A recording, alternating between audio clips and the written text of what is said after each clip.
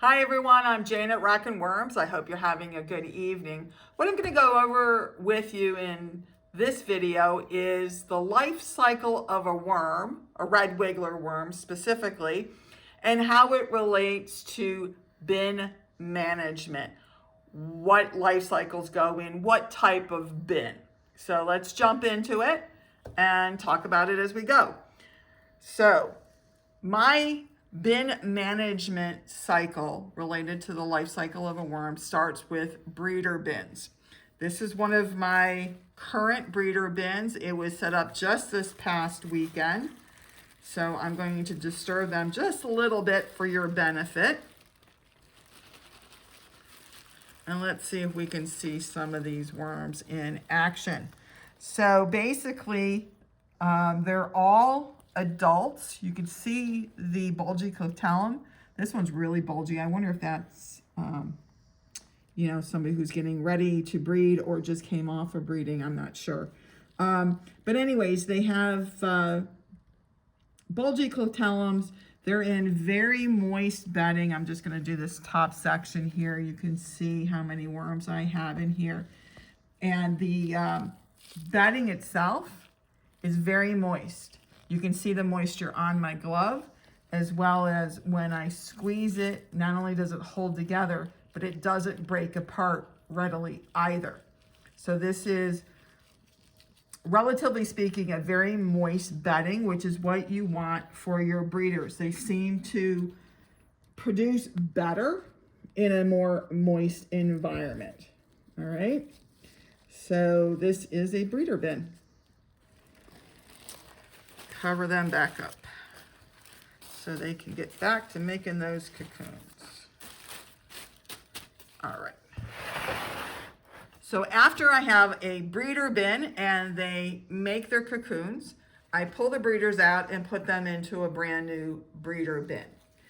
What is left is a cocoon bin, which looks like this. Not a lot to see off the top, but this bin is full of cocoons. Here's cocoons here, here, here, a couple over here. This bin in particular is a compilation of the bedding that sifted through a 1/8 screen, but did not sift through the 1/12 screen, of 3 breeder bins, plus the casting siftings from one of my grow out bins. So it wasn't a whole grow out bin, so I would say there's probably about 3.5 bins worth of cocoons in this cocoon bin. Okay, now as far as the moisture goes, again, you can see it's still, leaving moisture in my glove, and I'm tapping it. It's not falling apart. You can see that it's pretty close, if not the same moisture as what's in my breeder bin. And that's because cocoons, again, seem to hatch better when there's a higher level of moisture.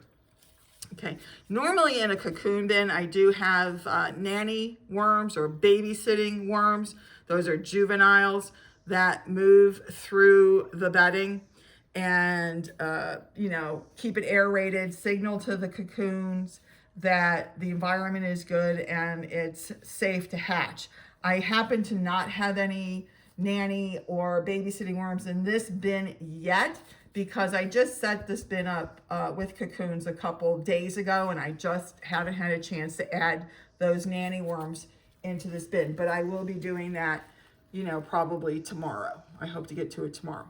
So this is a cocoon bin. It has cocoons in it.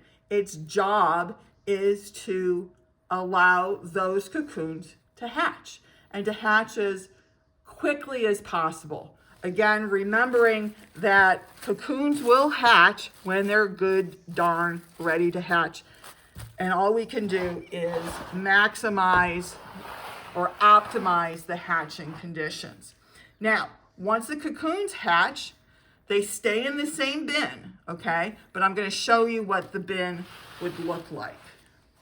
So this is a nursery bin. Let me turn it around, it fits the camera view a little bit better. So this is a nursery bin, which will have the hatched cocoons, you know, the babies from the cocoons that have hatched, and a couple nanny worms in it as well.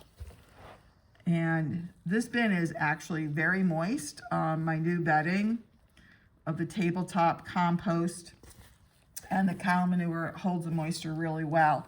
So I'm actually going to start drying this one down just a little bit, because you can see, again, gently squeeze, it's holding together really well. So there's quite a bit of moisture in here. And what I want to do, like I said, is just start to let this bin dry down a little bit. Here's a whole bunch of baby worms over here. Again, this is a nursery bin. I'm expecting to see babies. Okay. While I'm in here, I'm just doing a quick aeration. I may as well, you know, do a little double duty here since I've got the bin open. If you come over on this end, see all the baby worms down here? Okay. So this is a nursery bin, which just means that the cocoons in the cocoon bin have now hatched. Now here's kind of a tip for you, is when the baby worms hatch, they seem to be particularly interested in eating newspaper. So when you have a newspaper cover, such as this, over your bin, when you start seeing the holes and you start seeing that the newspaper, here's a worm right here on top of the newspaper and a lot of water. So they're fine as long as they get the oxygen that's in the water, and I saw some bubbling, so I know there's water or oxygen in it. But let me get him in there. Okay. So when you start to see that the newspaper is getting eaten, that's a clear signal that your cocoons have hatched and you now have wisps in your bin. This is actually a replacement piece of newspaper that I did just a couple of days ago, because the original piece was completely gone. So I had to replace it.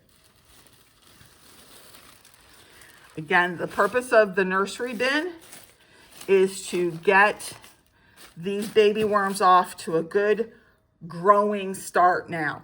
And in the nursery bin, I will also start feeding them not only worm chow, but also I will start feeding them food scraps. Now the last bin is called a grow out bin. And again, I'm not really changing the bins. This is just an example so you can see what the different bins look like. But literally the bin and the contents stay the same. What changes is the age and of the worms and the function that I'm asking the worms to perform. Okay, so this is a grow out bin. And for me, I defined a grow out bin as a bin that has all ages of worms in it, because again, cocoons hatch when they want to, and you will have older worms and baby worms. See, here's some younger worms here right next to older worms, and this is an adult. Okay. Now, the purpose of a grow out bin for me is twofold. It is to generate castings and also to generate breeder adults. Okay, so this is where my worms hang out until they become old enough to breed, at which point I can, you know, pick them out. Here's an example. And this is literally what I do.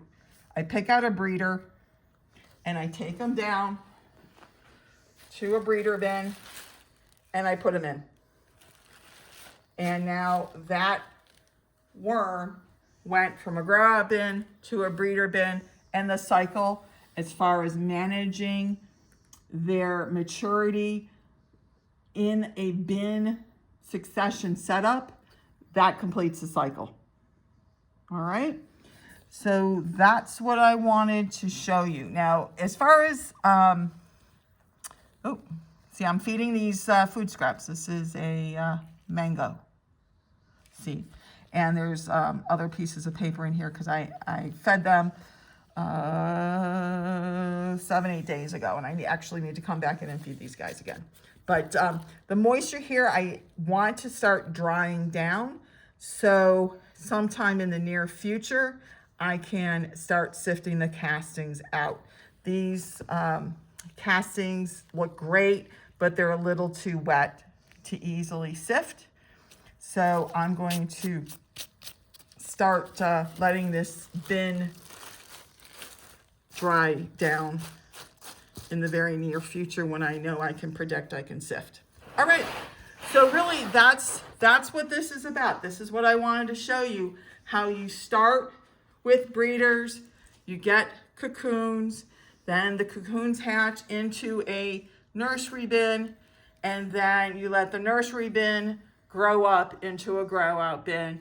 The adults from the grow out bin can then go into a breeder bin. So this is one way to tackle the problem of managing your bin. So if you have any questions on it, if you manage your bins differently to get different results, I'd love to hear about it. Please feel free to comment in the section below. Otherwise, I hope you found this informative, and I remain, as always, yours in the dirt, Jane.